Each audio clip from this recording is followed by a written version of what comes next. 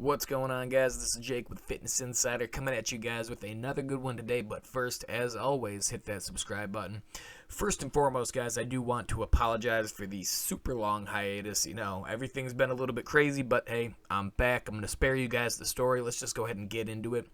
First and foremost, man, out of everything that's been going on, I have several videos coming up on all the past competitions and whatnot. But I want to talk about Brandon Curry, man, because this guy has been all over the social media, man. He's been killing it as far as keeping everybody updated and giving, full physique reveals and whatnot. We're gonna discuss what I think about that in full. But man, he looks killer. I mean, just right off the bat, you can see here what looks to be the magic mirror over there at Oxygen.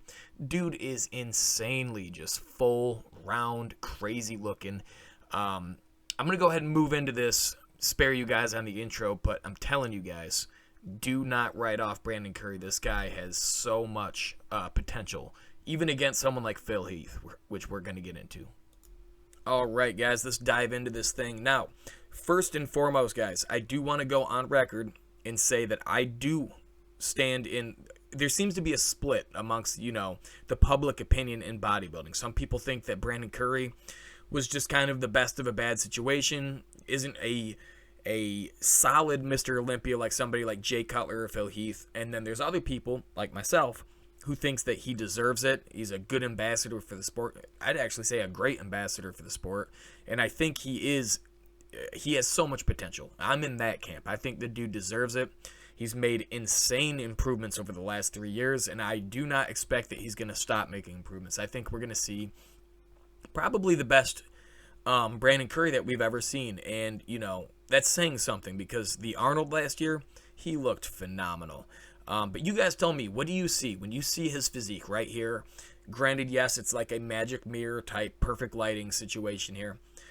He's not quite as diced as we're going to see on the stage, but he's very, good conditioning for how far away he is from the competition. Still a couple months away. You tell me, what do you see right here? Because to me, I see aesthetics. I see roundness. I see perfect lines for a mass monster. An amazing midsection. Probably the best midsection for a Mr. Olympia since Dexter Jackson. Sean Roden had an amazing midsection, but his abs, as far as the actual abs, not just the midsection, they're not as clean and symmetrical as Brandon's are. Brandon's are just very good. And the dude has flaring lats, super, super big flaring lats from the front and the back. Man, you want to talk about a solid front lat spread and rear lat spread? Brandon Curry has one of the best front lat spreads I've ever seen, let alone, from the back, the dude is almost as dominant as someone like Phil Heath. In fact, I'm actually looking forward to seeing these two guys stand next to each other. And a lot of guys will say he don't have the legs to match Phil Heath, and that's probably true. I mean, Phil Heath will go down as having top 3 backs of all time. You could place him at number 1, 2, or 3, depending on where you think Ronnie and Dorian fall into that.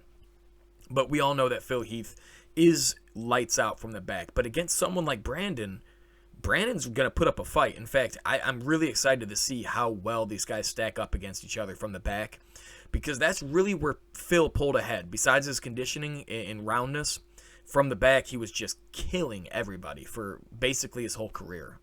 Since like 2008, 2010, somewhere around there. His back was amazing from like 2010 on up. But the difference is this. You got to think about it this way. Is the difference that Phil has in his back over Brandon, is that enough to give him the competition? When you look at the other 6 poses that are there, you got 8 mandatories. And, okay, just say Phil wins from the back. And it's not going to be by a lot, guys. I mean, it's going to be close. Brandon's going to look really good. He has a mean back double and rear lat spread. Still, let's give those poses to Phil. What about the side poses? I'd probably give all the side poses to Brandon, just off the top of my head. The front poses, it's going to be kind of hard. We're going to have to see how it is. But Brandon's wider than Phil, guys. He don't have the legs, but, he's wider. His taper is better. His midsection is leagues above Phil Heath. And it's going to be close, guys. A lot of people had just made the conclusion that Phil's going to grab the 8th one this year. I'm not so sure. You know, when he announced his return, I kind of was thinking that. Me literally looking at it now, objectively, I really think Brandon Curry might take his second win. It's going to be close. If Phil wins, I would not be surprised at all. Phil, I mean, that's his physique is amazing. I mean, we all know that. 7-time Mr. Olympia winner. It's just leagues above almost everybody on that stage. But I'm telling you guys, do not write off Brandon Curry. This guy, the improvements he's made year to year to year, we'd be foolish not to think that he's bringing an even better package than what he brought last year. And I'm telling you guys, it's going to be stunning. I really think he's going to bring the conditioning this year. I think he's not dumb, right? So basically everybody, all the bodybuilding channels have been talking about his Arnold performance being better than the Mr. Olympia performance. I think everybody unanimously agrees about that, including myself. What was the difference? He came in lighter and more conditioned. The conditioning was spot on in that show. And he beat a solid William Bonac, man. A solid William Bonac. That was probably William Bonac's top 2 best looks ever. And he won, okay? So it's going to be crazy, guys. I'm telling you. Okay, guys. And getting into the final part of the video, the best part of the video, I got 2 videos from Brandon showing his current physique, working out in the gym and posing. So stay tuned for this. I'm telling you, it's awesome. But can we just appreciate this physique right here from the 2019 Arnold, man? This was phenomenal. Phenomenal. I cannot say enough about how awesome that physique was. And I hope to see something similar to it this year. So, all right. And again, I want to hear from you guys in the comment section, all right? Do you agree with me? Do you disagree about Brandon having what it takes to repeat this year? Who do you think is going to win? Yeah, really anything you guys want to say. Let's just keep things positive, keep things friendly, and I want to hear your guys' thoughts. But anyways, let's look at this video. As far as what I see, it looks like the dude has made some serious improvements. Now, is it like life-changing improvements? No. I think Brandon, he's one of the most improved bodybuilders of the last 3 years, probably the most improved bodybuilder. If you look back at like 2017 to where he is now, I mean, the dude is making strides, right? His arms are amazing, shoulders.